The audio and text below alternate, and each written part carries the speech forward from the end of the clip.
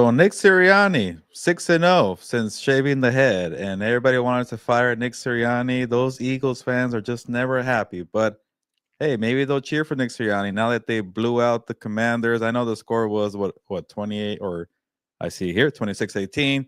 But it doesn't matter. It was not that close. The second that Dan Quinn went for the fourth down, I'm not gonna criticize the fourth down. It was a terrible play call, but the second they got stopped short on fourth down, that game was over.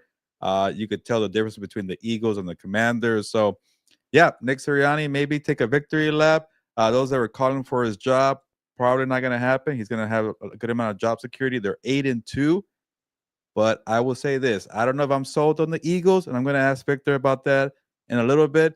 But yes, Nick Sirianni 6-0 since the shaved head. They're on a surge here, and then my Commanders are 0-2 since somebody picked them to win the Super Bowl.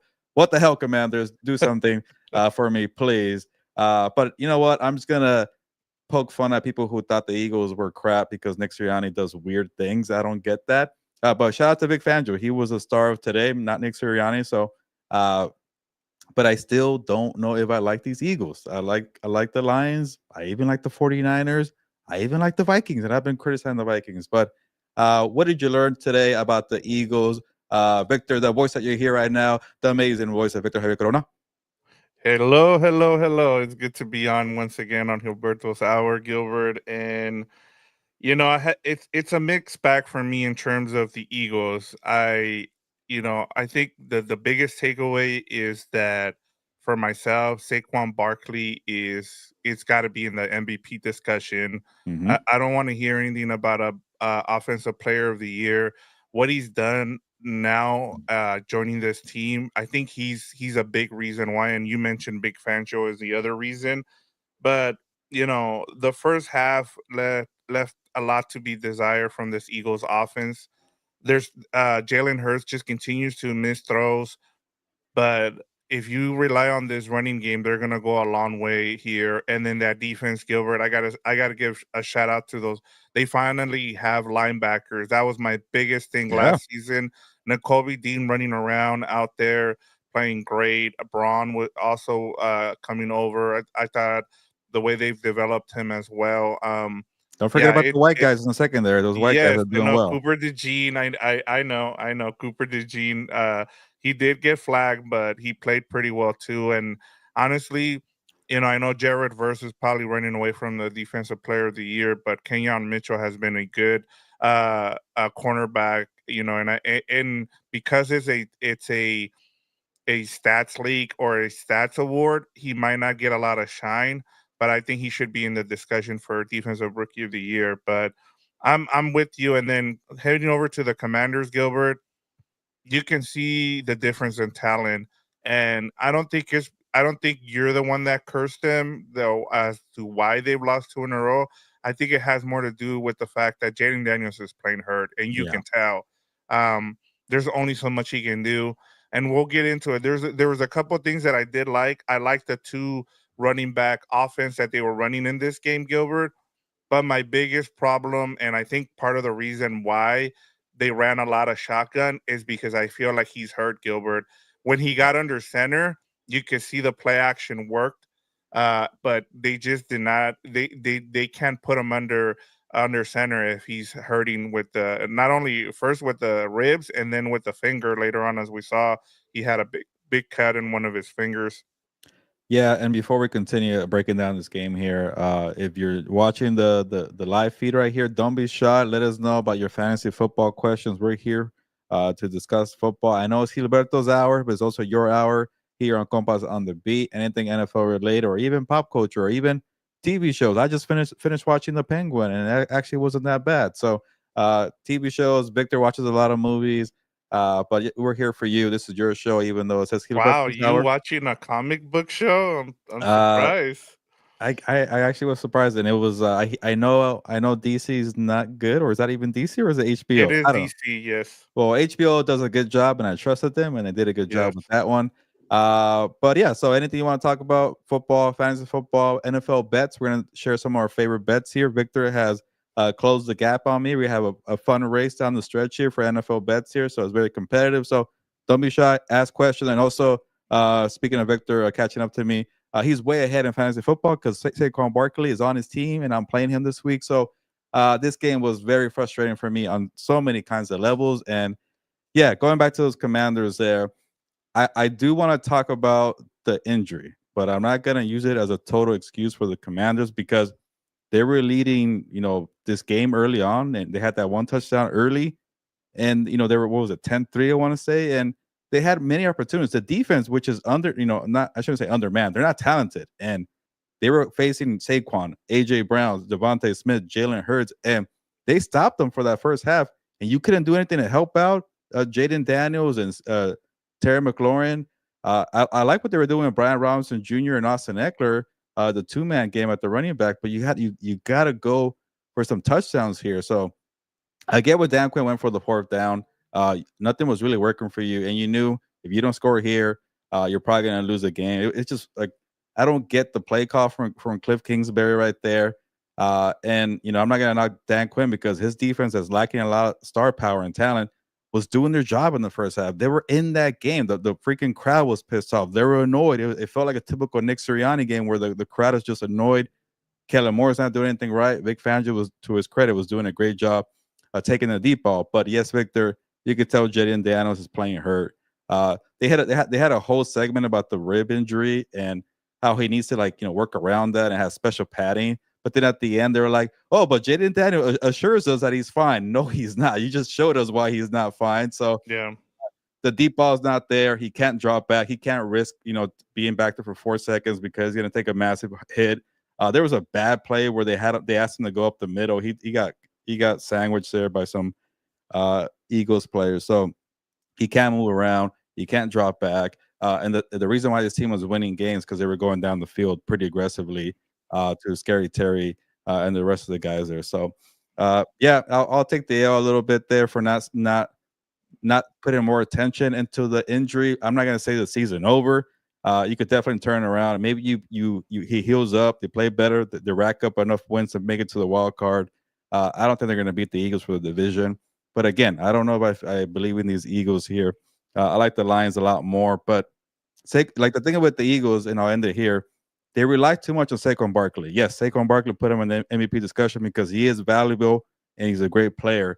But defense and then a running back, can you go toe to toe with the Lions scoring that like a little bit of points when you get shut out? Like if you get shut out like that in the first half, where you go for 3 points in the halftime, another team will take advantage of that. So to me, I still have my concerns. It was a good win because when you go beat the Browns and you beat the Jaguars, that's not impressive. Today it was a little impressive, but there are some things that I'm worried about. Yeah, and like I said, I've been on the Eagles for most of the season, but you have to point out some of the things that are still a bit of concern. It's not that we're over here hating on the Eagles. It's just, you also have to think about going forward and as you said, you pointed out earlier, there was rumblings about firing Nick Sirianni. He ended up shaving his head, and then they've been on this run now for 6 games in a row, which is good to see from them. But at the same time, there are still some holes on this defense. I really like what I saw from Jalen Carter. I still cannot. I can't understand how he fell to number 10. I understand he had some Yeah. issues there pre-draft, but yeah, Jordan Davis is starting to pick things up on that defensive line. Gilbert, and Graham, what is he, 40 years old and still out there playing well. But and like I said, I think part of it too, Gilbert, is the fact that what I really like about this offense is it's gonna take them a long way. Is that offensive line? That offensive line with Jurgens at Yeah. center. I mean, he had a great block there on that touchdown by Saquon Barkley. Um, getting back Lane Johnson, also one of the best right tackle in football. And one of the stats that kind of stood out here for me was the fact that the Eagles lead the league in rushing. Not just the amount of rushes they attempt, and so that's a good recipe, especially as the weather gets bad. You're gonna need to run the ball. As I said, my biggest bugaboo with this team is Jalen Hurts. 3 red zone interceptions. You cannot turn the Yeah. ball over. and it just doesn't. He doesn't have a lot of good connection with AJ Brown and Devontae Smith, and so that's why Saquon Barkley is in the MVP discussion for myself. I mean, he's got what 1,347 scrimmage yards through 10 games, which makes it he's third. It's third. It's the third most for a player joining a new team. And then the other stat that kind of blew me away, and this was from Ben Solak Gilbert, was Saquon Barkley has nine touches in which it's ended on the 1 yard line, which is most in football. 7 times Jalen Hurts had right after that has scored a touchdown. So that Yeah. is So you crazy. you wanna, are you mad about one touchdown, Victor? Because you're up on me pretty big. It seems like you're Yeah. frustrated with that one touchdown he No, I didn't get. just thought it was weird that he's had He's a I vulture. didn't yeah, exactly, Jalen Hurts. And I wanna leave you with this quote, Gilbert. I'm sure you remember this. Quote, "You're paying the guy $40 million. It's not to hand the ball off to a $12 million back." I'm sure you know who said that. Yeah, that is Joe Shane from the GM of the Giants there. So yeah, that's why I don't get why Shane and Dable keep getting endorsed by the owner there with the Giants. I get Dable has a nice reputation of being an offensive, I guess, guru, whatever you want to call these people. I always feel weird at calling them gurus or masterminds or geniuses, but offensive expert. Then Joe Shane, for some reason, I don't know what he's really done to be honest, but this Saquon Barkley move looks really bad on his part, and it also shows you that the NFL is too much. It's way too much of a copycat league. When you keep hearing for years that the running backs are overvalued, you shouldn't pay for one. You shouldn't pay for one after a certain age, or you check out the wear and tear. How about we do more research and not just follow the trends and the spreadsheet says about the last 10 years? Like, Yeah. do some real, like, Saquon Barkley is in your backyard. He's still talented. Like the way Derrick Henry is playing too. I get maybe a little bit of the Titans, like they've tried it, they've been there, done that. But you're trying to make your Daniel Jones quarterback a better, and you let him walk. Like, I don't know. That's the conversation for another day. But let's get to some of these comments here before we make Yes. people wait any longer. Yeah, we got Michael Hart Jr. here. He says, "Yo, yo, yo, what's good?" What's up, Michael? Michael Hart Jr. He's one of our add-ons a couple weeks back, so we Yeah, appreciate you checking us out. And then we got some Eagles fans that are not happy. all Apparently, he right. says, "Go Birds, 8-2, baby." Yeah, Sure, sure don't. I'm guessing he was replying to your yeah, comment yeah, that you were saying about the Eagles there yeah, about and then one more before I get to Jesse Trejo. He says, "Quit drinking the haterade." And as I said, we're not drinking it. We need to point out some of the things too that we like and we don't like. yeah. And yeah, I mean, I, it's I it. want. I can see Ted jumping on the show. Like, okay, we got some a good Eagles Commanders post game show. I'm like, Yeah, crap, they're crapping on the Eagles. But Ted, I've been a big supporter of Nick Sirianni. I don't care that he does weird things. He's kind of like a pro wrestling character, and I think he gets a fair bad shaking rep. with the Philly crowd. But I guess I'm a hater. Yeah, in here, one more from Jesse Trejo. He says, "I've had Eckler on my bench all season. Is it time to move him as a starter or a flex? I have Aaron Jones and Montgomery as my current tandem." You've done the right move, Jesse, because Austin Eckler hasn't really made an impact. But one thing that we, like Victor mentioned, that we've noticed now that he's hurt, he's really relying on Austin Eckler. Like, you're not gonna get like explosive plays. I'm not saying you should really run to, but if you're in a bye week situation where a lot of your players are out, maybe your players are hurt. Think about Eckler because he got what 8 catches, 9 catches today, 8 catches for 89 yards. That's already 16 points right there. You're in PPR because they can't go deep. He's hurt. He's doing quick dump offs. But personally, I think Brian Robinson Jr. is a better running back there. But Yeah. until that rib gets better, until the offensive line gets better, until that vertical game is back, I say it's not a bad play there, Vic, to have Eckler.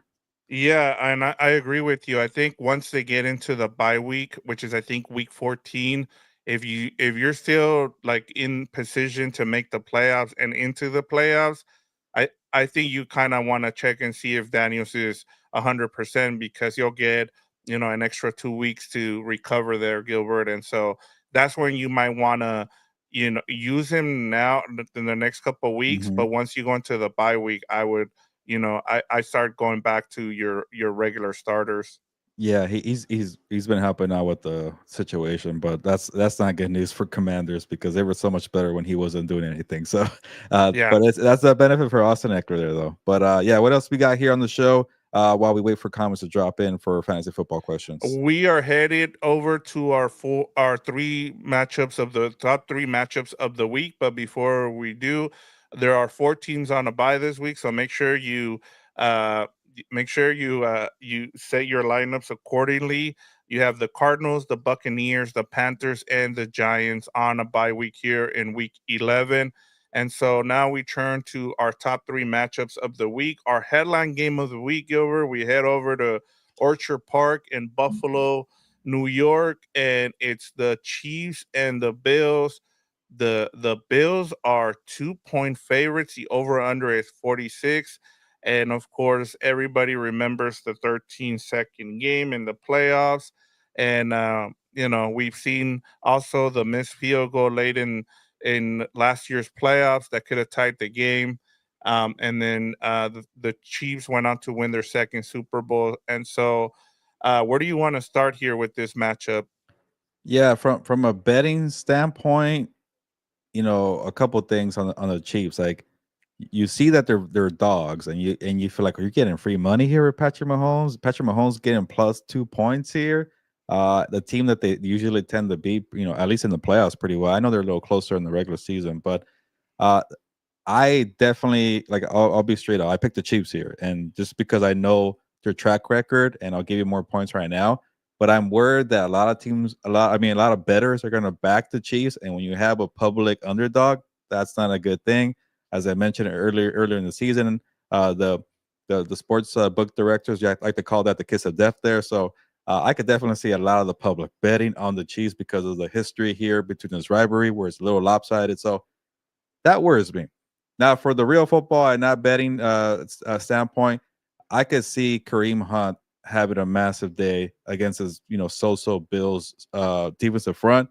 I don't know. I doubt Matt Milano is going to play after being on the 21-day window so quickly. But if he does, that's a boost there. But I think that middle is a little soft there for the Bills. I could see them going to Kareem Hunt pretty heavily. And then the other part too, Victor, like, do the Bills have enough weapons? Keon Coleman's going to be out. Amari Cooper is dealing with an injury. Dalton Kincaid might not play either. And then you have to go ask James Cook to carry the load. And then look up at the stats. The Chiefs are like top three in run defense. So good luck with that. The Bills are at home. The Bills are rolling. I get that the Chiefs' offense has not been good all year, but didn't we say that last year too? And then go on to win the Super Bowl. So for me, with all that being said, I'm gonna go with the Chiefs, but I do worry about them being a public underdog, and that's not a good thing. Here's to your point, Gilbert. Mahomes is 12-1-1 against the spread, Yeah, and it's 11-3 straight up as an underdog in his career, including the postseason. and that's So, that's a stat where I feel like people are jumping on the Chiefs a little too yes, much. and this is why I'm actually in this game. And then I made it my number five. We'll get to it. My one of my bet as my best bets, but it and that's the thing too, Gilbert. Sometimes everything you just explained in terms of how you bet this game goes to every point you made. And as someone who, I'm not a professional gambler, but I know the way of trends and how they work. And and and sometimes going against the grain is where you make your money here. And I get it. The Bills are number one. They're the home team here. They're getting 2 points, and so all you need here is to win by a field goal. And now going to the actual game and kind of breaking down why I like the Bills, and then kind of going over, the Chiefs. We've seen the Chiefs now. They don't cover. They haven't covered Gilbert, and I need to look up the stat, but last week that was one of my best bets was picking the Broncos because of that same thing. Um, One of the things I like here with the Bills is, as you mentioned, you said that some guys might be hurt, but I feel like even if, let's say, Kincaid doesn't play, right, they still have a really good tight end as a backup. And one of the things that has killed the Kansas City Chiefs defense is the tight end position. We saw a couple weeks ago with Kate Otten, where they Mhm. almost a fully injured Bucks team with no Godwin, no Evans. They pretty much either ran the ball, they used their running backs. I think those three running backs that they have, Gilbert, are gonna get the ball out of the backfield a lot, and so that's part of the reason why I like them offensively. I just I just part of the problem with the Chiefs, Gilbert, has been the fact that they just don't have any explosive plays. I'm still waiting for Xavier Worthy outside of the game he had against the Ravens, where he had two catches for two touchdowns. He hasn't been explosive. He either drops the ball or he gets out of bounds. And so I think part of that is the reason where the Chiefs are really good, Gilbert, is on third down. Do you know on third when there's third and 10 or more, Gilbert, they're converting on over 54% of third downs, which is a great a stat. So the way they're winning games, Gilbert, is that defense, as you mentioned, and then Patrick Mahomes on third down. And then is it true that Buckner is not playing in this game? That's another. If he's Yeah, not, he's hurt. Yeah, yeah. that's So actually a good that's point. another. That's another one. Another. We've seen Buckner win them game after game with his leg, and so I that's is why I like the Bills in this game. I hear you, Victor. It's just I can't I trust know. the Bills, and Yeah. they probably should have maybe either kept it close or lost to the Colts. But Joe Flacco had the three interceptions. I know Josh Allen had a one interception. I was watching again because I picked the Colts for an upset, and I'm like, what the hell, Colts? They're giving you so many opportunities to give you Yeah. something here, and they didn't look right there. I think the loss of Keon Coleman hurts. It's just the injuries for me are hard to get over. I do like Dawson Knox as a quality number two to help out at the tight end position, but you know when it comes to people throwing out stats about the offense, I don't even care because we Yeah. saw it last year. We saw them have like maybe three sluggish months, and then when it came down the stretch, they pick it up. They're the one team that knows how to turn it off and on.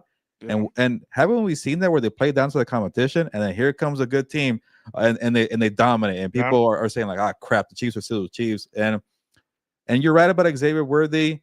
I kind of this I won't buy into this notion because I have seen the plays there, and you're right, they can't get him involved, and he's dropped some passes. But the one thing I did notice last year, the way they paced out Rasheed Rice last year, where he kind of had a quiet rookie year, and then December rolled around, and then by the time January hit, this guy was their top weapon because they avoided the rookie wall. It was a good kind of development plan for the rookie. Part of me wants to be like, maybe they're doing that for Xavier Worthy, but I've seen him get his shots, and it hasn't really come to fruition. But who knows? Maybe it happens with the Bills here. But to put it this way, if I probably honestly, maybe I won't even touch this game because of what you mentioned with Booker, what other things that you mentioned too. So, but for me, if I had to pick one, if I was forced, I have obviously knowing me, you guys know me, I'm gonna have more trust in the Chiefs here. But it is a Yeah. tough one to pick. Yeah, and you're right. Every point that you've made, Gilbert, you're spot on. But remember, we're not at the playoffs. This is not where the Kansas City turns it on. They don't care right now. They don't care about regular season. They have a good they've gotten out to a good lead in terms of their record that they're not putting on as much emphasis. What they care about is the postseason. Now, if this was the line in the playoffs, Gilbert, I take the Chiefs in a heartbeat. I'm not taking the Bills. And It's they're a playing for regular they're season playing game. for the number one seed though. They beat the Bills. It's pretty much over. I don't see Oh anybody yeah, being. So yeah, maybe they have that's that, true. but Yeah, it is still November 14th right now. So, but let's get moving to another game here. yeah. Let's our number two, our second or tier game of the to watch this week is the Ravens and Steelers, and the Ravens are 3.5 point favorites at the Pittsburgh Steelers. The over under is 48. Has this line gone down to three now, or because I put this in I think yet last night? So No, it went up a little bit. So it was -3 Steelers. Now it's or +3 Steelers. Now it's +3.5 Steelers. okay, That's why I jumped on the bet later. because I needed to see it go up a little high. The 3 was kind of too close for me. Right. So that to me tells me that the money's coming in on the Baltimore Ravens. That's why when it went up a little higher on the Ravens side, the -3.5, because there was too much Ravens money. So it did change from that standpoint. Good. So yeah, so it's 3.5 right now for the Ravens, -3.5, and the over under is 48. There's this is the first time these two are facing off against each other, AFC North foes, and I guess one of the things is a lot of the AFC North division games are going to be at the back end of the season, and so um, we're going to kind of start seeing where these teams kind of match up or where they're at. Where do you want to start here with the Steelers or with the Ravens? I'll start with the Steelers, and I, I'm not as confident as I was before this Commanders Eagles game because I quickly realized that I was backing a lot of teams who people view as somewhat of a pretender or somewhat of not ready to take that next step. And I picked the Commanders, and the Eagles are the experienced team. A lot of people took the Eagles. I'm like, cool, this might be my week here because I'm going against the grain, like you mentioned. And then the Commanders got put in their place. I'm like, so I don't feel as confident, but I did pick a lot of teams that a lot of people have question marks about, and you're going to see that trend here when we keep breaking down games. But I'm backing the Steelers. I even picked the Steelers to win. Maybe that was my mistake. Like, take the spread, don't pick them outright. But Yeah. I took the Commanders outright. I took the Steelers outright, and I'm taking obviously the spread here with 3.5. I like that, it's also for me a week where I just want the teams that can't play defense to go away or to be exposed a little bit. And so all my takes here, I want them to come to fruition this week. So far, I'm 0 for 1, but the Ravens secondary, at some point, you got to get burned. And I guess they did. They got burned by the Raiders and the Browns, but now you should get burned against a good team like the Steelers here, where they had a bad day. Well, they'll move on. No, let's actually see if this team can hang with a complete team. And you could check all the stats here. I know the secondary is a little bit of a problem for Pittsburgh, but they're still like top 3 in points allowed. They're still top 5 in run defense, and even with the pass defense, they're still middle of the pack. They're not like dead last like the Ravens and the Bengals here. So to me, I want to see Russell Wilson expose that secondary for the Ravens, George Pickens, Mike Williams, and I think this team has enough firepower in case the Ravens do put up points here. Najee Harris actually quietly been one of the better running backs this year. A lot of people are not high on him because he doesn't get the yards per carry at a reasonable level. He's averaging 4.1 yards per carry. He's gonna probably top his career high of 1,200 rushing yards from his rookie year. So they have a nice balance, and when you have a balance, you could attack that secondary with Russell Wilson. So I'm a favorite the complete team. I'm a favorite TJ Watt here. I don't know about Alex Highsmith playing. I haven't kept up, but it did not look good last week. But they got Yeah, he Preston. said he's out 2 weeks. Well, there I you go. saw a tweet from him. Yes. So Preston Smith, that trade maybe might help out now because that was supposed to be depth for the playoffs. Now you need him to play number 2. So in that sense, it's good. You also get Patrick Queen, the linebacker, for a revenge game. I like that. The Yep. secondary does concern me, and maybe that could be your key point here, Victor. But I am tired of this Ravens team being one-sided. I want to see them like Rashad Bateman, Zay Flowers. Do you actually have the wide receivers to win in the playoffs? How about the Steelers defense? Takes them away, and then that way they can focus on Derrick Henry. So to me, I love the matchups. I love the intriguing battles, the mysteries here. I like the Russell Wilson that has paid off for Mike Tomlin, but I get it. I'm taking more of the team as a little bit of a pretender, a team that's not as explosive. I understand, but they're at Pittsburgh, and I like Mike Tomlin right now.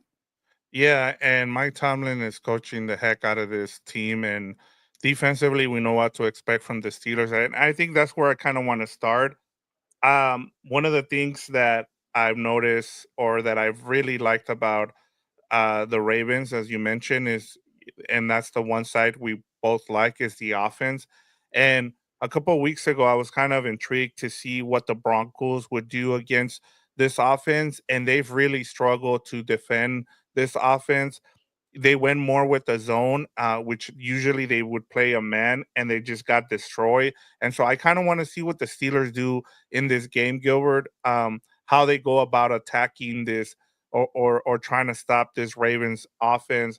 One of the things too that I've noticed with the Ravens is that they're making sure that they don't overuse Derrick Henry because they know they're gonna need him in the postseason. So you'll see him get about five or six carries in the first quarter, and then you'll see him.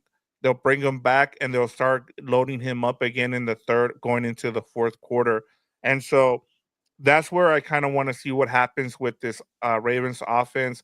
I want to, and the other thing too, Gilbert, I as you mentioned, we've noticed how a lot of teams have gone after the Steelers corners here because that's where you attack this Yeah. defense. But I think a couple guys that are going to be huge in this game are going to be Mark Andrews. Mark Andrews looked terrible the first 3 games of the season. He's looked like himself the last 3 or 4 games. And then Isaiah likely coming off the injury.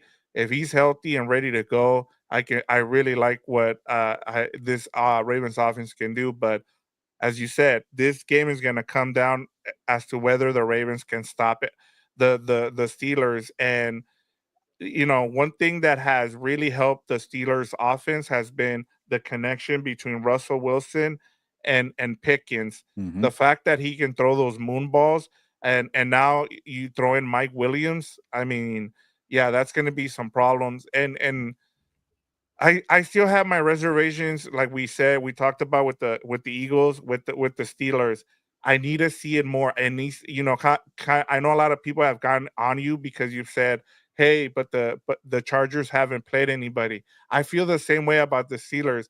I need to see it. I get it. They beat the Commanders, but that was with the banged up Jaden Daniels. And Yeah. honestly, the Commanders, they were in control of most of that game. They just gave it away at the end there. So yeah, I'm taking the Ravens in this game, but like I said, there's a lot of things to look at in both sides of the ball. Are you taking them to cover? Oh, I'm taking them to cover. Yeah, Wow. this is one of my best bets. Interesting. And I don't know. I'm not gonna try and change your mind, Victor. And so I don't even know if the stats matters. But one of the two lowest scoring games for the Ravens were week one, week two, Chiefs defense, and the Raider defense before I went to crap. And that was a good defense in Right. week two. So Yep. that was the last time those 2 weeks they faced a good defense. So that's why I Yep. feel good about this bet here. But I get it. They've been a juggernaut offensively, but to me, they're too one-sided. But let's get to some of these comments here, Victor. We Yeah, got I see a couple we here. have our guy Arthur joining us. He says, "Hi guys." He says, "Buffalo, go kick their ass." Yeah. And then he says, "Ravens defense better get it together." So he wants to see a better effort from the defense here. And then we got a Okay. Bears fan on here. We got a comment. Chris Foster Ah. said, "He is who we thought he was. Mahomes." They said NFL ready. They Mm. said question mark generational. They said question mark. We were right and Caleb Cole was wrong. Caleb Kamala Williams is a massive bust.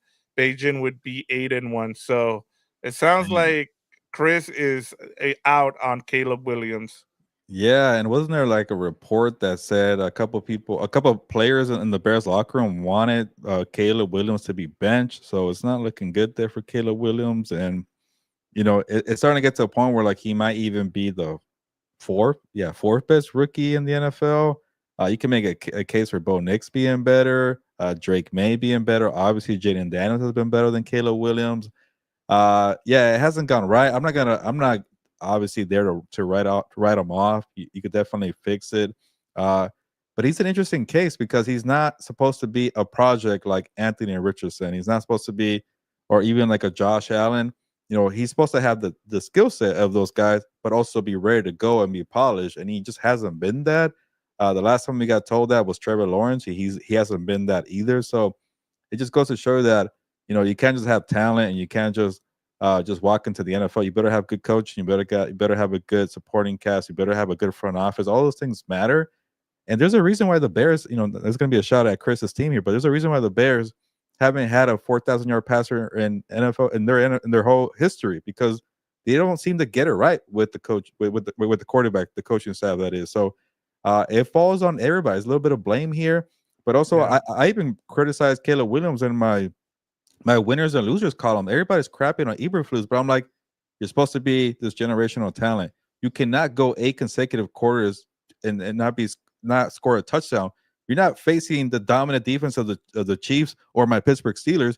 You face the Cardinals and you face the Patriots, and you got nothing, no touchdowns. Caleb Williams, you got Keenan Allen, you got Roma Dunze, you got DeAndre Swift, you got Cole Kmet. So everybody's doing a bad job there. So I expected better from this team. Even it's starting to get so bad in Chicago that even the defense is starting to regress. Speaking about fantasy football, like if you have Packers, don't be worried about playing Jordan Love and Jayden Reed. Like this is not the same defense. This defense is free falling. The Hail Mary destroyed their psyche, their confidence, whatever you want to call it. But that is my rant about the Bears, and Chris got me going. Yeah, and I mean, they fired Shane Waldron for a reason, and Yeah, I didn't even say that's that. one. Yeah, I know. That's why I was waiting for you to say it, and There's I'm like, so you didn't much even bad mention there. Shane Waldron. Yeah, I mean, and Seahawk fans, had they were saying, thank you, thanks for taking Shane Waldron, and good luck with that. And he didn't even last, half the season, and rightfully so. I think it was a right move, but at the same time, Gilbert, I think it says that Matt Eberflus this was his last attempt to try to save his job. I Yeah, You can't save it, and I'll say this: you need to give Caleb Williams time. I would not bench him. You keep playing him at this point. Once you decided that he was going to start from day one, Gilbert, you stay with him now. Do not do what the Colts did with Anthony Richardson, and now they bring him back. I said at this point you're kind of screwing with him. You yeah, don't sit him right now. You let him grow. That's how he's gonna learn. We've seen it. Peyton Manning. We've seen it with Troy Aikman. Guys who are pick number one are gonna have struggles. Not everybody's gonna. This is not the same situation, Gilbert, that we saw with Bryce Young. Bryce Young is it, they he was not rated the right way, I guess. yeah. People just missed on him. And it was on a Caleb really Williams crappy has the team. size, he has the arm. He just needs to work on things. The problem is that he has the wrong coaches. As I said, one of the things I saw this week, and somebody I wish I can give him credit for this, but it's been a keeps continuing. Like the problems with the Bears continue to do. They hire a coach, then someone else drafts the quarterback, and then they fire the coach, and then they bring in another guy, and then it's just a revolving door with the Bears.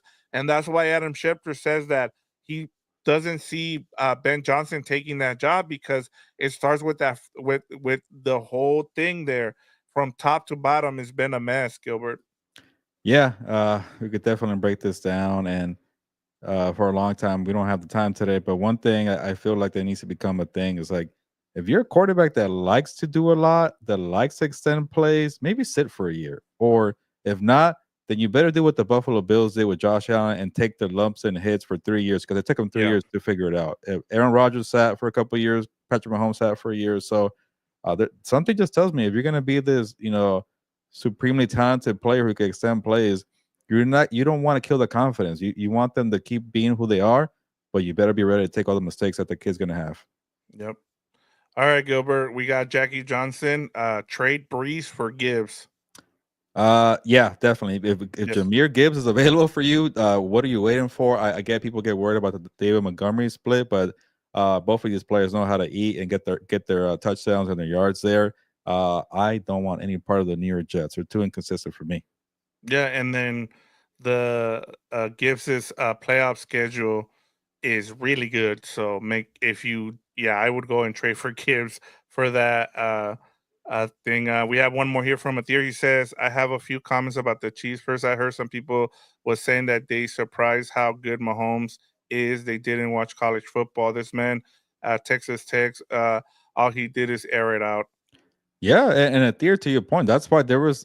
I guess it's funny because every time a player does well, like 3 years later, there's always like a team that says we wanted that guy. So you don't know what to believe. Yeah. But there's stories about Sean Payton who did everything humanly possible to get Patrick Mahomes, and he got beat out by Andy Reid and the Chiefs here. So if Andy Reid and Sean Payton are having kind of a behind the scenes bidding war, that tells you that smart coaches knew the talent. The other teams like the Bears, who got Mitchell Trubisky, weren't Yep. doing the homework. That's the thing. Like you could tell which teams just listen to the draft experts and like oh, those are the top three. We can't go away from the top three. No, the ones that go find that value in the middle of the rounds that are trying to keep it hush hush. Those are the ones that do well. Yeah, and that's why a lot of people are very critical of the Mel Kipers. Like, and I'm not saying like us that are critical. I'm talking about people in the know, like the general managers, because a lot of people are just like, "Why aren't you going off his big board?" That's not that's not how things work, you know. Julian Garcia here says trade Ferguson and Wandell for Dalton Schultz and DJ Moore. Ooh, this is kind of an interesting one and a little bit random. I don't want DJ Moore. Do I want Dalton Schultz on a broken passing game for the Houston Texans? But do I really care about Ferguson and Wandale? I don't know. Like Victor, I'll let you make a pick here, but I feel no type of way for any of these guys here. Well, the problem is that no Dak for Yeah, Ferguson. That's what made Ferguson was Dak because he loves his tight ends. yeah, The only player that I like is Wandell, and because of the target. So I would, if you were the one trying to trade Wandell away, I would just keep him yeah, because you're not getting anything from DJ Moore. He's already mad. He's not happy with Caleb Williams. And then Dalton Schultz, as you said, we're still waiting to see whether or not they can fix this offense. Um, and then Thier, one more comment here says, my second comment is KC has played 3 of the last 4 Super Bowl. Lots of games on the body. Do not be surprised and they don't get to the Super Bowl. And ah, I you think you that, will wish for that, huh, there? yeah, I think a lot of people are wishing that, Not but not me, I not me. I thought last season would be that, especially because you had 2 back-to-back 17-game seasons, which, most of the players beforehand had only dealt with 16-game seasons, and I'm like, "Well, if it's gonna happen, this is the year." And now they're 9-0. We've never seen a back-to-back champion, let alone just one that had just come back from winning the Super Bowl, start 9-0. So, I mean, they just continue to win, Gilbert. That's just the thing, At this point, anytime you have like a stat or a trend, just put the Chiefs aside because it just doesn't apply to them. Yeah, it doesn't apply to them. Yeah, and real quick on a little bit more of the tight ends, Victor, just to kind of tell you what I'm thinking here for a matchup here, which I don't feel confident about, but I've been pissed off with Sam Laporta all year, Victor, and I finally Yeah. get to move on with somebody else. Kate Auden, we have a wonderful relationship. I moved on, somebody better. Kate Auden goes on a bye week. All right, Sam Laporta, are you ready to play for me now and come back in? He's freaking hurt, so Oh, he's so no. useless for me. And then I picked up Dalton Schultz, and I do not feel good about it. I might go back and search more a little bit, but just in case Laporta doesn't play, I picked up Dalton Schultz. So Julian, I don't like that move that I did, but that's the reason why I have Dalton Schultz on my team right now. Yeah, and it's been a terrible year for tight ends. I mean, outside of Brock Bowers, I And Kate Otten I for a month. That's it. yeah, there you go. I mean, hey, he's gonna come back he's only on a bye It's week just this a week week. I'm playing. I need all my Yeah. players, and he's not available. Freaking Sam Yeah. Laporta. Honestly, like on my team, my weakest thing is tight end, but I'm like, look, every other player is doing really well that I shouldn't complain. I mean, Kyle Pitts has been up and down, but I'm actually starting Hawkinson this week just Yeah, you're because of you're how you're bad you're things. you're doing fine. You're doing okay. Yes, exactly. I'm not gonna. Julian Garcia says start Nick Chubb or Dobbins this week. I love Chubb matchup. Feel like he needs a breakout game sooner or later. He is going up against the Saints, who have Yeah, not been great good lately. point. Gilbert. Good point. But I did toss a lot of cold water on the Nick Chubb thing on TikTok live earlier, and I get Nick Chubb questions a lot because he's a notable name. People are waiting for the breakout. It is a good matchup, Julian. I'll give you that on the matchup there. But like, I would not be surprised if he goes 12 carries, 30 something yards. He doesn't play for a good team. Uh, the quarterback is not great. I The get offensive line is beat Th up. that too, and then you're going on the road. I know the Saints are the Saints, but you're going to New Orleans, hostile environment. The Superdome always gets loud, regardless of how good the team is. So to me, I rather go with J.K. Dobbins, a proven running back, and I get the Bengals' run defense is better than their crappy secondary.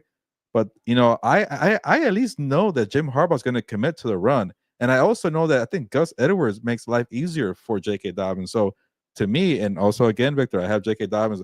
I'm gonna play him because it might be a shootout. I think Justin Herbert is a little bit overlooked right now, and I also know Jim Harbaugh's going to commit to the run, and I like that Gus Edwards there to keep him fresh. So For me, because I have him, I'm going J.K. Dobbins. Yeah, I think he's gonna probably get 2 touchdowns in this game. I I hope mean, so.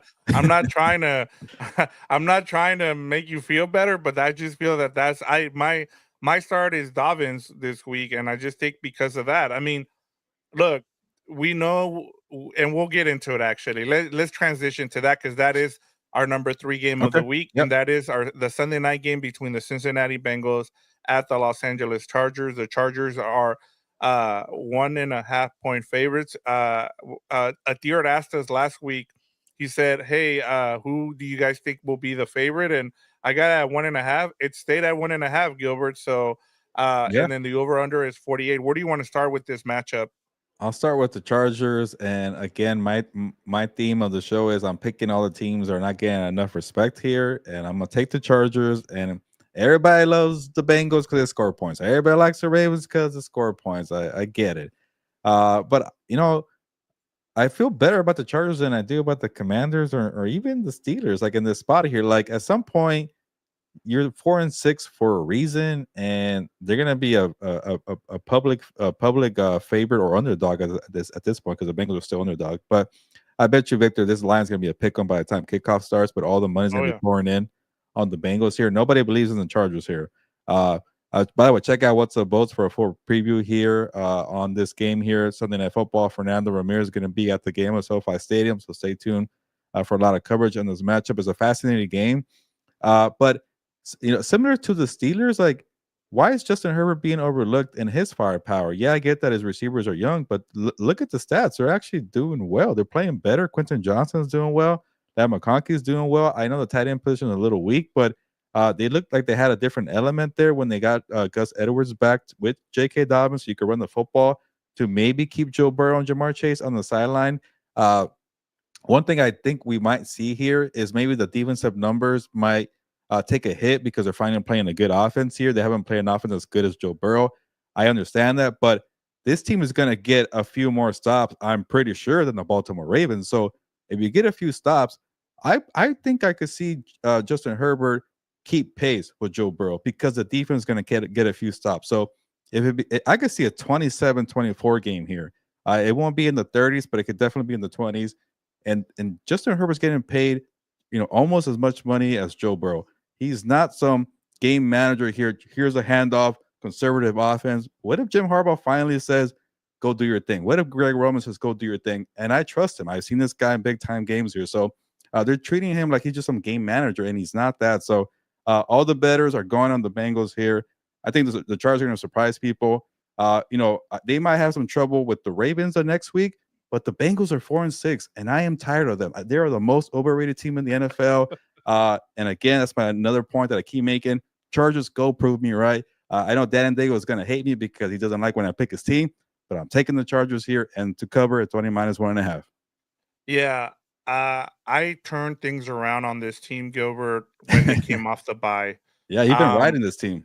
yeah, and it's not just the betting angle, Gilbert. It's also, you see how different this team looks already, and I gotta say I'll take the L on, saying that it would take Harbaugh a little bit of time to kind of put in his culture. And there's a reason why everywhere he goes, he's been able to do what he's done, whether it's been with the 49ers, whether it's been in San Diego, Stanford, and the 49ers, and then of course in Michigan. I just always remember that in Michigan it took him a little bit of time, but Yep. you know, let me start off first of all with the defense, and we've talked about Jesse Minter's defense and what they've been able to do. One of the things that just has stood out lately, and I know a lot of, as you mentioned, a lot of pundits have said that this team hasn't faced, any and good teams, but what have we seen from the Chargers in the past, Gilbert? They lose these games where they're supposed to win. They lose those games. We haven't seen them lose games like that. Yeah, they Yeah. got punched in the mouth against the Steelers, but like I said, they found their identity offensively once they came out of the bye. And one of the things that you pointed out was Justin Herbert's, what he's been doing since the bye. One of the things that I've really liked and I keep mentioning this, is a fact, and even Fernando brought this up when I mentioned it, was Herbert gets under center. The play action the last few weeks has been really good. They've really taken advantage of it, and that's why they've been able to put up the points. Also, Justin Herbert is getting they're putting him on the run. They're having him run outside the pocket, which is great. I like seeing that. Just don't get the guy hurt, please, because or else this whole thing goes Yeah. goes bad.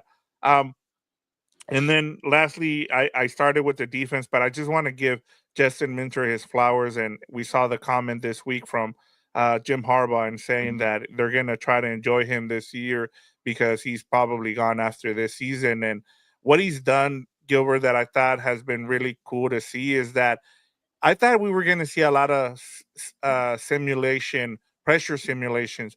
We haven't seen that. They're just playing dudes straight up, and that's how they're winning these games, which is crazy to see. I mean, there's not a lot of dudes people know on this defense outside of Joey Bosa, Khalil Mack, but Deion Kenley is playing. Yeah. Is that Deion? Hmm. He's playing a lights out. And Or yeah, so Henley. Deion Henley. I keep thinking of the closer for the Kenley Jansen from the Dodgers. But yes, yeah, I'm with you. I like the Chargers, and I think now they've taken off, Gilbert. Like they're and as you mentioned, you wrote about this, and I'll give you credit is that they're gonna give. A lot of teams in the playoffs fits because that defense plays in December and January. Yeah, it's gonna be a big time. What do you got? Chargers game, and I think they're gonna show a lot of people what they have. But we got a couple comments here, Victor. Yeah, we hit. Adir says first play, the ball in Herbert's hand. Put the ball in Herbert's hand. Let him cook. This bad defense. Second, get out the field on third and long, and be aware of Chase. Last inside the 25 score touchdown. So if they're inside the 25, you got to score some touchdown. He says. So yeah, that's a great point. I think, and I didn't talk much about the Bengals, Gilbert, because you mentioned most of it. I think the one thing you don't want to do is you don't want to let Chase beat you up to Yeah, Adir's comment there. I'm pretty sure the Bengals. I mean, the Chargers are gonna have way better. Like he could still go off, but he's gonna have still, Yeah. but they're gonna have better coverage than the freaking Ravens. Do you expect T. Higgins to play in this game? He hasn't played the last two games. And does he Uh, make a difference? he definitely can. I know for a while they struggled without him, but they seem to like not. I guess not care. But they've adjusted, and now you see reports about T Higgins having no chance of coming back because they finally figured it out that they could play without him. So it doesn't bode well for T Higgins, but I'm sure it helps if he plays. You know. Yeah, we'll see. But we'll see if he makes a difference or not, or if he plays. Julian Garcia says, "I picked up Disley just in case Herbert wants to throw it out more this game to He his will. tight end." And He will throw it out more. yeah, he will. We saw it. He was against the Titans. He was getting everybody involved, which is part of the reason why they've been successful lately. Yeah, Deer I says, just don't know it's gonna be Will Disley, but he's gonna throw it a little more, Julian. Just to yeah, not give you false hope here, but yes, he will yeah. throw it more.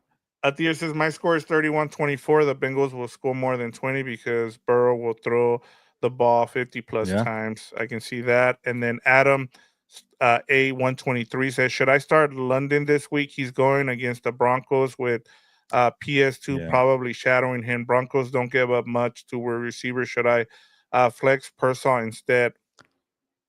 This is a little tricky one, but I'm gonna say yes, Victor, because I expected a little more from Drake London. I thought it's gonna be finally the year where he becomes this dominant number one wide receiver where who cares who's on him? You go ahead and play him. He has Kirk Cousins and he's been a little banged up too. He has some injuries. He just has some games where he goes off, then he gets quiet, and he goes off. That to me tells me he's still wide receiver is trying to learn the game and try to be consistent. And I don't want to play him against PS2. So Ricky Pearsall has to deal with a lot of playmakers around him. So can he get fed? That's the only problem there. But he got a 46-yard touchdown last week, and they keep trying to find plays for him. He's like in a way, he's starting to become their no Debo because everybody's so caught up on stopping Debo that they're forgetting about Ricky Pearsall, and I kind of like that for him. Yeah, he's getting the targets that you would have seen from Brandon Ayuk. So That too, yeah, I yeah, so I would go with Pearsall here, as you said. The guy you want on that and this is as a Kyle Pitts owner here. you want Darnell Mooney. Like for some Yeah. reason, Cousins loves Darnell Mooney. He's So getting the if matchup. He's getting all the yeah, favorable matchups. exactly. So yeah, if you have Darnell Mooney, make sure you start him in this game because, as you said, London is going to be shadowed by PS2 here. One more here from Julian Garcia says, "Should I start Disley over Ferguson?" Yes, Bengals secondary and Ferguson as Cooper Rush. Yes, I mean that's pretty easy.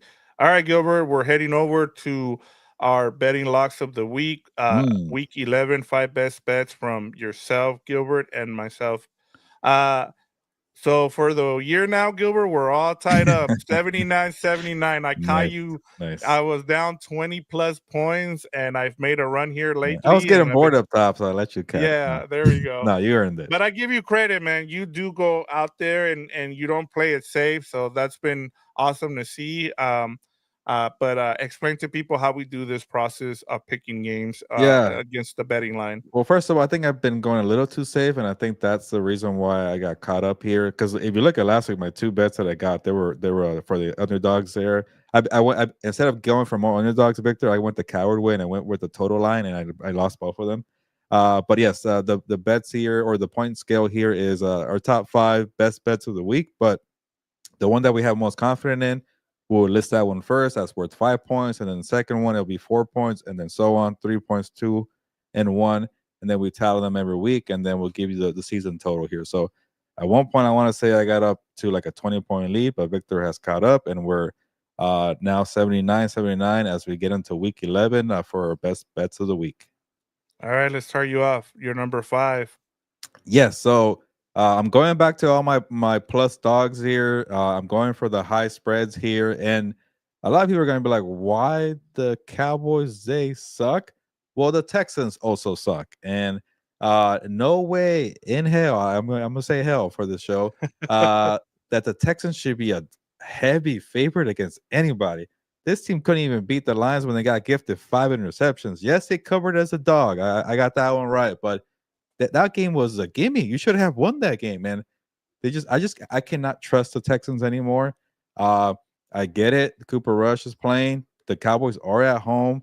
But I wrote about this for my betting column of the week, and the person I talked to was like, "How are they like the Eagles were not even favored this much last week? They were -7 at Dallas, and the Texans are coming in here as -7.5. Get out of here!" So they also have Michael Parsons to attack that terrible offensive line. You've been on this offensive line for the Yep. last month here, Victor. So why not? I'm not saying they're going to win, but I think the Cowboys could cover. And when they went to 7.5, it gave me a lot more reasons. So 7 is one thing, but 7.5 is more than a touchdown. Yeah, and we saw the Patriots cover against the Texans. I mean, yeah, this is not a bad. I'm kind of surprised you made it a five, though. That's the only thing. But every point you've made, I'm with you. I mean, the Texans have to show Mm. us something. You know, they didn't score. Did they score any points in the second half against the Lions? No, they was like No, it was right? like a So yeah, yeah I mean, they 19 scored. unanswered.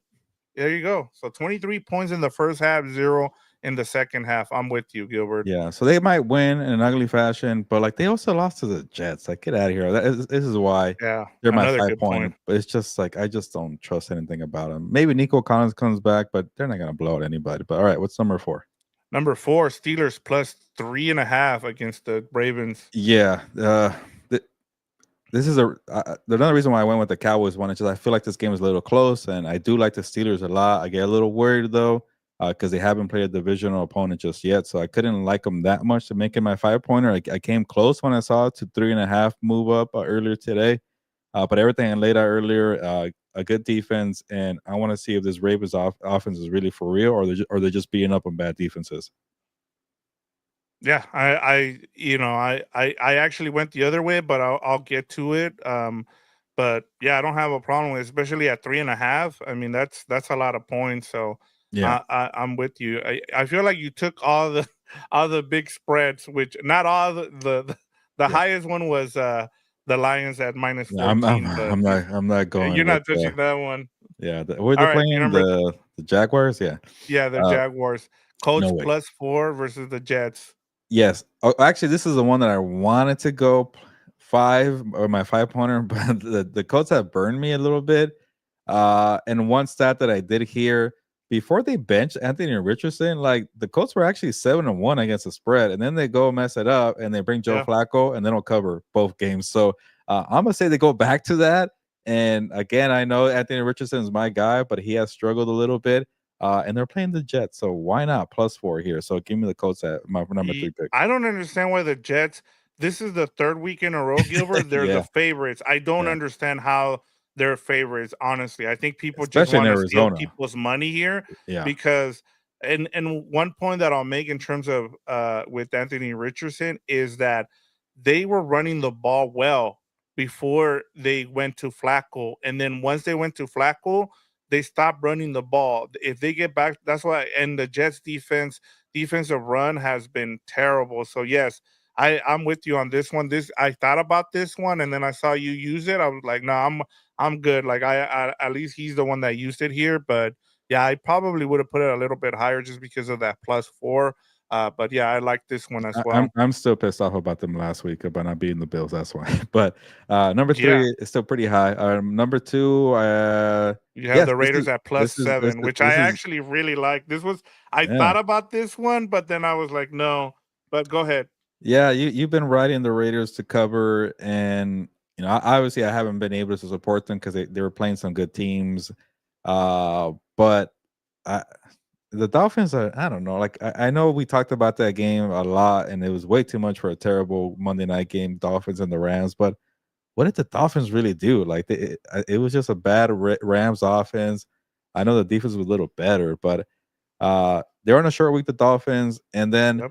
the Dolphins' offensive line is really bad. And what's the one good thing the Raiders actually have is a pass rush. They got Max Crosby, so what the hell? Give me a +7. And actually, I wouldn't be surprised if the Raiders beat them in Miami. It'll be tough, but they'll cover here. Yeah, if I was actually like a actual handicap person, I'd go like with the money line here for the Raiders just Mm, because another thing too, Gilbert, they're coming off a bye.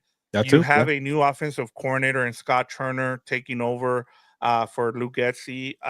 They're gonna try to run the ball. Maybe they switch up their they get Michael Mayer is back from a personal issue, and so now they'll have their two tight ends plus Jacoby Myers. So they're healthy.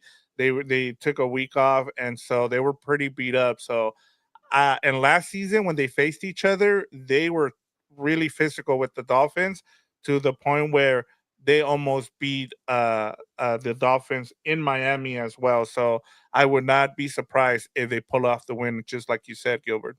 Hasn't Scott Turner been on the offensive staff for a couple years now? He was Yeah, last there yeah, last season, but before that, I want to say he was either with the Panthers or with Washington. Washington, yeah.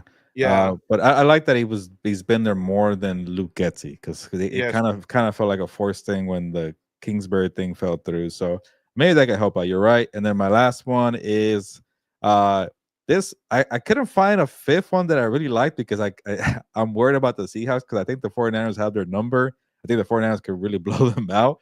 It's at Levi Stadium, but the Seahawks are on coming off a bye week. They might get DK Metcalf back. Maybe they show me something. And also, the 49ers didn't cover last week as I think 6.5 favorite in Tampa Bay. I know that was in Tampa Bay. So I said, why not? I have a pattern here. If And it's a I divisional game, Yeah, Gilbert. and that's another point too. So I said, why not? I'll keep it my number one here. And like I mentioned earlier, the reason I got out to a big lead, I was taking a lot of these heavy underdogs to cover. So why not?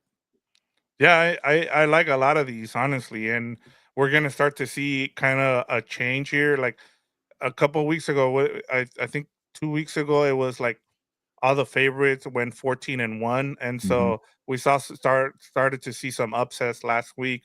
All right, I'm gonna be quick with mine because I know we're running a little late here. My five best bets we talked about it. My number five, Bills -2 versus the Chiefs. I'm going against the grain here, as you said. Mahomes is 12-1-1 as an underdog, 13-1 all time. But I'm just going against the grain. They're at home. You're getting 2 points. Hey, like even if the Bills just need to win by a field goal and I win this bet here. My number four is I saw the Ravens at -3, so I'm going to take it here. -3 against the Steelers, as I mentioned. I think this game comes down to the Ravens offense going up against the defense. I think they pull out the win in this game and they cover. My number three is Rams versus Patriots, the under 43 and a half. The Rams Mm, have not scored more than 20 points. I think only, I just, yeah, they haven't scored more than 20 points outside of one game, and that was against the Vikings. They've struggled to score 20 or more points. And then the Patriots, outside of last week, where a lot of their drives were thanks to their defense, um, I just don't see this being a offensive juggernaut of a game. So I like the under in this one. So give me the under in this game. So that's my number three. My number two, I've already mentioned. I like the Chargers in this game. I'm going to keep riding them minus 1.5 versus the Bengals. And then my number one, I'm gonna just throw this one out just because I wanted something different and give me the Vikings -6 versus the Titans here. I'm going with my Vikings here. yeah, not worried about how ugly they played in Jacksonville last week, but Well, Uh, the Titans are also crap. That's but I hate the Titans whenever I had to play one of my players against them in fantasy, and it always says, "Oh, top five defense." Like, get the hell out of here! I don't care. I'm playing them. So, they're the Tennessee Titans, but yeah, I guess before we move, they have a good uh, defense apparently. But yeah, yeah, they do, and but the problem is that their offense puts them in bad situations, and that's just yeah. the way it goes. Hmm. Atir says, Gilberto, I got a question. What do they mean by a tiebreaker in the playoff standings? Is that means that it's 0-0 when the playoff seeding start? Thanks, brother. I think it's there's like a head-to-head tiebreakers, if that's what you're asking. Uh, a tier, and I'll give you the other ones right now. There's after head-to-head, it goes division tiebreaker. Like, how do you do? Like right now, I'm looking at the AFC East. The Bills are 3-0 in the division, so if somehow Miami catches up to them, they won't. They have a tiebreaker in division and three because they're 3-0. And then after that, it goes common games, like common opponents, and then they go into conference, and then strength of victory. That's the one the Chargers are not doing well in strength of victory. But there's a whole lot of tiebreakers there, but those are in place to that way you avoid an extra game in football because this is not baseball. You don't want an extra game, but there's like 8 tiebreakers at the year. Uh, Yeah. it usually gets to maybe like the head to head or the common division opponents, and it doesn't really get that far after that. Yeah, I remember when it was the Raiders and the Chargers for that week 18, and then you had the Steelers. It was so weird with all the tiebreakers. I was Yeah. like, I don't know how people figure this stuff out, but you just let it play out and then you just wait for people to explain it to you because it's so much stuff. All right, let's get to quick dump offs and we'll get to Atir's last comment there. Green Bay Packers are 6.5 point favorite. The over under is 40.5 versus the Chicago Bears. Where are you going Oh, with this this one? one must have changed because it was like -5.5. So that means a lot of people are putting money on the Packers. Yep. Uh, it's a little high for me, but even then, I don't want anything to do with the Bears. You guys are just bad vibes all around. So give me the Packers. I would have liked them much better at -5.5, but yeah. Yeah, no, I like this one. I like it. I like the Packers here. Take it right now. The Bears are just they're just reeling right now, man. It's like kind of like that that scene in the replacements with Keanu Reeves where he just says you're just in quicksand and you just don't know and you just continue to just fall further and farther in, and that's where that's where the Bears seem to be with Matt Eberflus. Yeah. Uh Cleveland Browns -1 over under 44.5 here at the New Orleans Saints. Yeah, the Browns are 1 point favorites in this game, Gilbert. Yeah. This is one of the toughest games for me to pick and also do. Like, I almost thought I wanted to take because had a hard time, like I mentioned, picking the fifth game. I almost took the Browns here. Because that line keeps going back and forth. I think at one point Yep. I saw the Browns were +1. Now they're -1.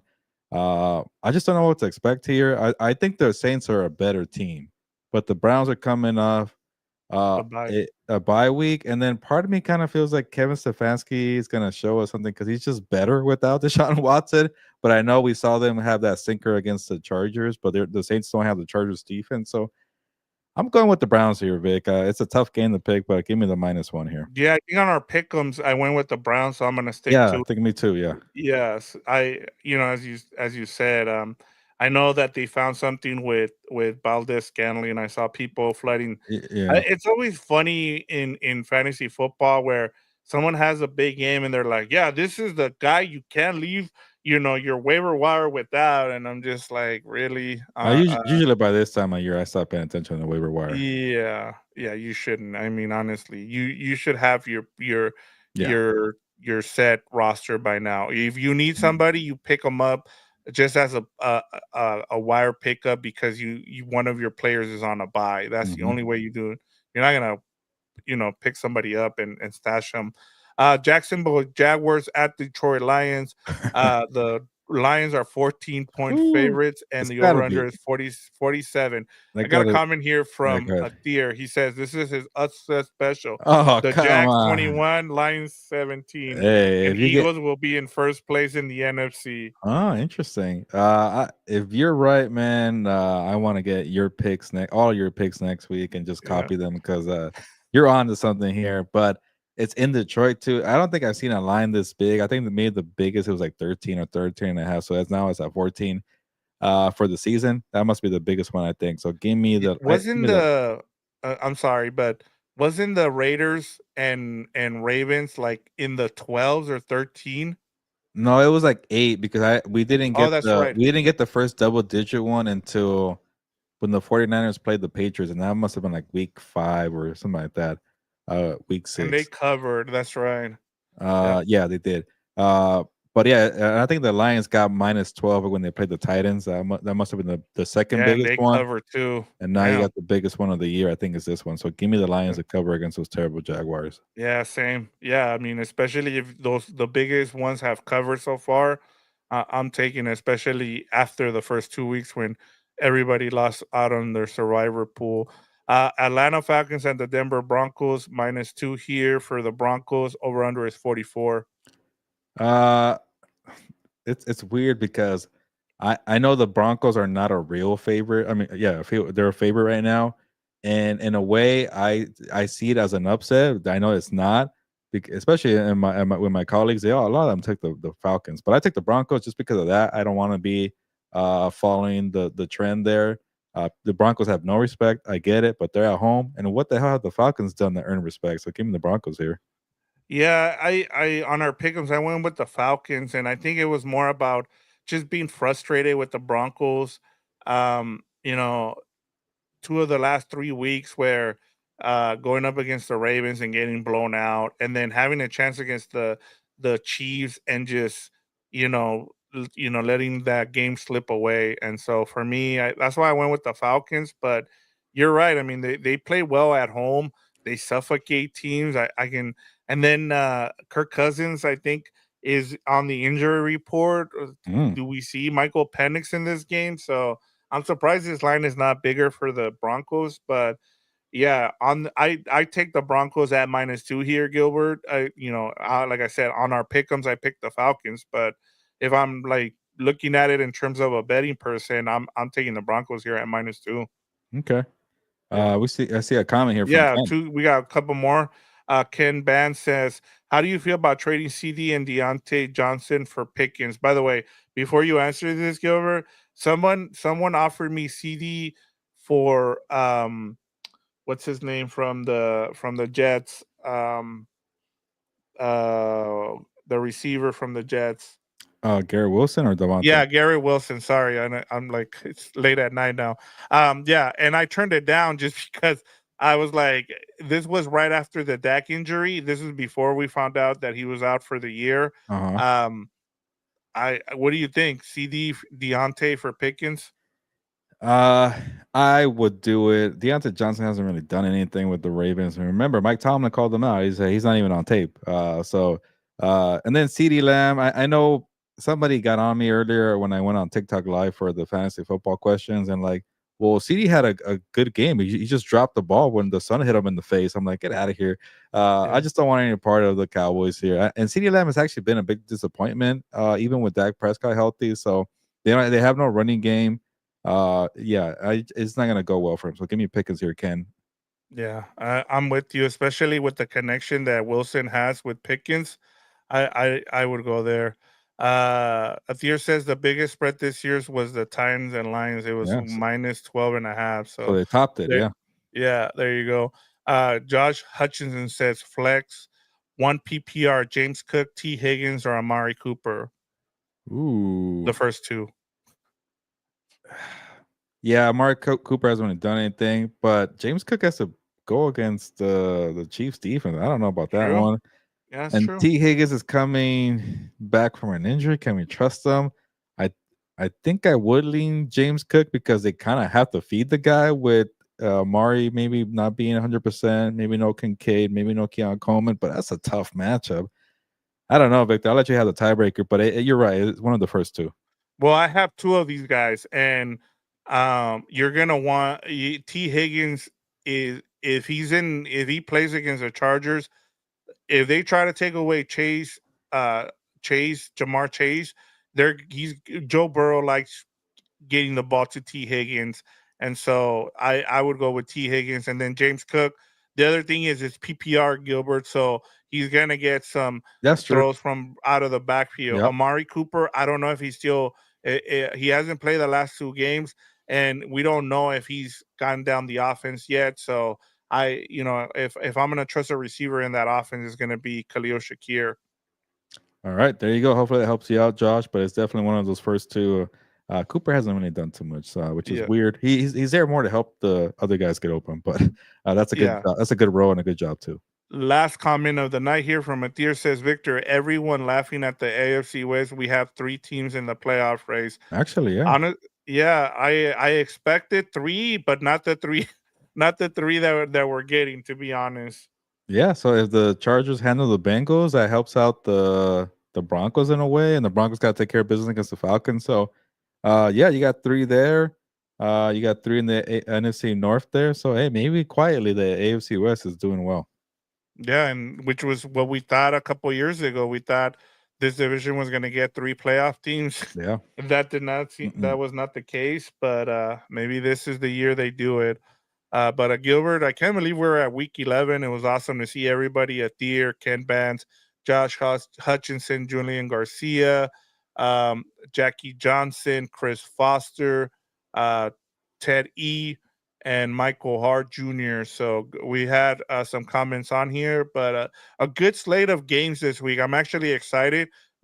Outside of the Monday night game, you have good football all day long on Sunday from the morning all the way down to the night. So, yeah, we can't complain. This is a good slate of games. The schedule makers did a good job for week 11. Yeah, I need all the teams that people are highly doubting to prove me right because I the Commanders didn't, but I still got the Steelers, I still got the Chargers, I still even got the Broncos, who people don't like a lot either. So maybe I guess the one team that I don't really like is the Bills, but you're back in the Bills there, and that's a team people like to overlook sometimes, like me.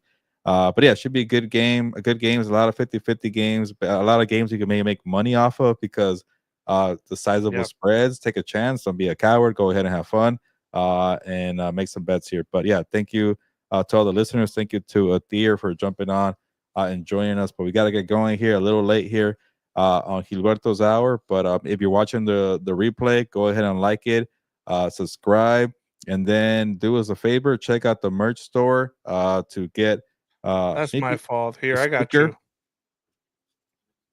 Yeah, we got the merch store right there. We got some cool stickers. I slap them on the water bottle here. Jorge Rodriguez, who's not here today, just got a hoodie and some stickers. So definitely check out the merch store to support the network, and that the money will go to our fund to get to New Orleans to go to Super Bowl Radio Row.